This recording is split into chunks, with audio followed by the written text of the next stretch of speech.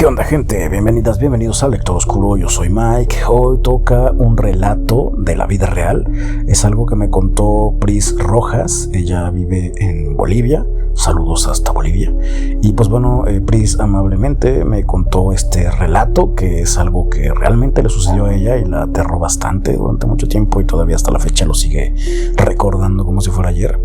Y pues bueno, este relato se titula La presencia maligna. Yo he tenido que aprender a no tener miedo a este tipo de cosas. ¿Por qué? Porque crecí en una casa muy antigua. Bueno, ya hace por lo menos unos 15 años que no vivo ahí, pero mis papás sí. Ellos siguen viviendo en esa casa.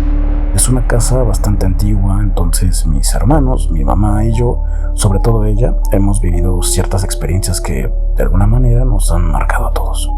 Esa es una de las razones por las que mi hermana menor a muy temprana edad decidió irse de esa casa.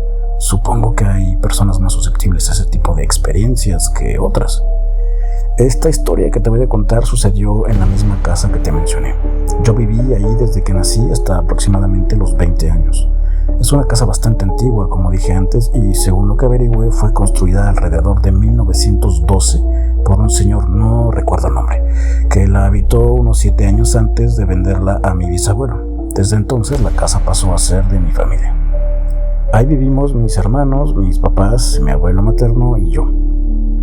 Si no me equivoco, era un martes. Yo tenía unos 19 años y cursaba el tercer año de la carrera de comunicación. Era un día cualquiera, bastante normal. Me desperté alrededor de las 10 de la mañana porque la noche anterior me había quedado haciendo trabajos hasta muy tarde. Como mis clases eran por la tarde, no había problema en dormir hasta tarde. Ese día me quedé dormida otra vez y cerca de las 9 o 9:30 de la mañana desperté. La puerta de mi cuarto estaba abierta y daba directamente al pasillo. Justo la puerta a la derecha era la del cuarto de mi abuelito. Lo vi pasar y me dijo que bajara a desayunar. Me dijo, baja a comer, compré yauchas, están calientitas. Las yauchas son unas empanadas grandes, gorditas y llenas de queso, deliciosas, siempre nos gustan mucho a mi abuelo y a mí. Y bueno, le contesté, ok, gracias. Él se fue a su cuarto y yo me quedé estirándome en la cama. La puerta seguía abierta. Había un tragaluz en el techo, así que el cuarto estaba muy iluminado.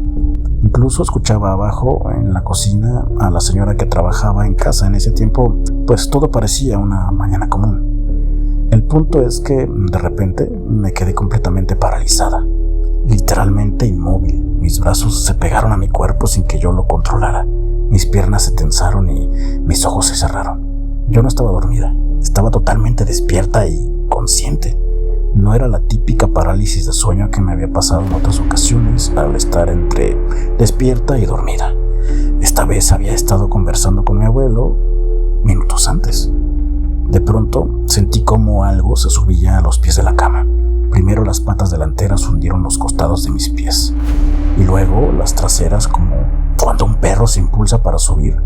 Pero no tenía perros grandes, los míos eran pequeños, un poodle y un chapita, nada que ver con el tamaño de lo que estaba sintiendo.